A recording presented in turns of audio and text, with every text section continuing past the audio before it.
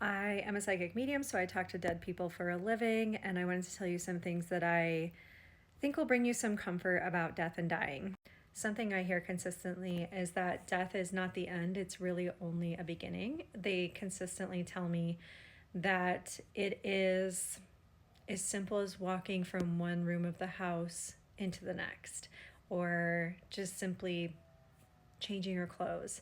They always tell me that the physical human form serves a really important purpose. So it's important that you're here and that you're doing life as a physical person in this 3D, 4D world.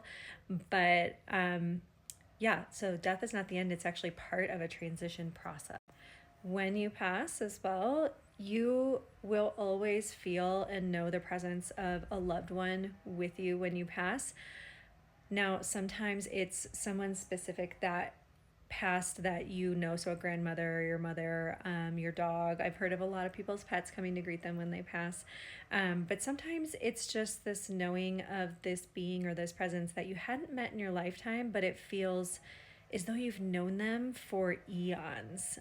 They are always this benevolent, kind of a spiritual guide or guardian angel type of being.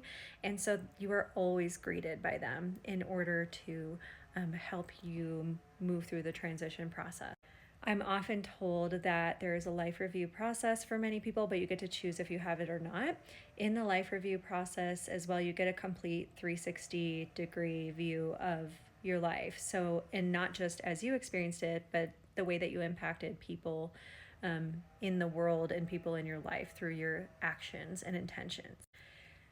I'm also told that heaven is beyond words, that we all go to the same place when we pass, but it's beyond words. And so while we describe it in so many different ways, like there's lights and colors and sounds and everything is in the eternal now, and yet they can understand space and time because they lived it, there's much more of a peace and presence there than we would have in our physical experience, though I've been told many times you can have it here.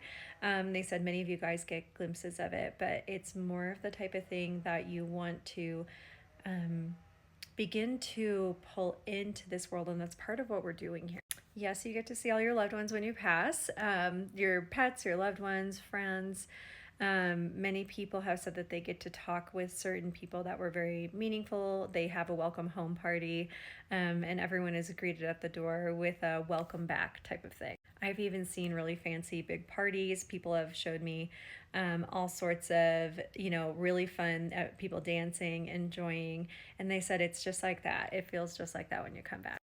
Because they're not bound by physicality, the other side is able to be anywhere and everywhere all at once. So if you're ever wondering if your loved ones are with you, absolutely they are. They're not going to haunt you. They're not going to sit like right next to you all the time if you don't want them there. They will respect your boundaries, but your loved ones definitely, absolutely are aware of you. They think of you. They're proud of you. They know decisions you're making. They know that you've had kids or that you've gotten married or graduated school. They know when you're going through hard times, when you're having good times, they're aware of that. So often people will ask me, are my loved ones aware of me? Are they proud of me? Do they visit me? And it's yes to all of it. Every single time, it's a resounding yes. And your loved ones can or may be some of your guides. So we all have spiritual guidance circles. And these are people and beings assigned to us since way before birth. Often they're with you through all lifetimes, and you are with them in many cases and get to guide them in their lifetimes. And so these are benevolent, entirely peaceful beings that are made of love, and they have absolutely no ability to have ill will or maliciousness toward anyone. And so they are dedicated to you. This is what they love to do. You are not a burden by asking them for support. That is what they are here for. That's what they enjoy. And yes, you can have lots of overlap with other people's guides. Some people will say my guides versus your guides. Well, in the end, they're actually all the same. But for the sake of kind of a more separate facing view of things, yes, your groups of guides can work together with other people's guides to help you and them if your paths are meant to overlap or crisscross or at some point in time. Many of your guides will be people from past lives. Many of them will be from future lives. They're really just benevolent beings that are here for your best and highest. And yes, some of your loved ones can be your spiritual guides and will help you in specific parts of life, but you will have guides that are dedicated to different things at different times. So, for example, I had someone who was getting a reading from me, and she was working on a book, and she had a guide step forward that was a famous author in a previous lifetime. And so this guide was there to help her specifically with her writing, and that's all, not with anything else. Comment if you have more questions about the other side, and I'll create some more videos on it.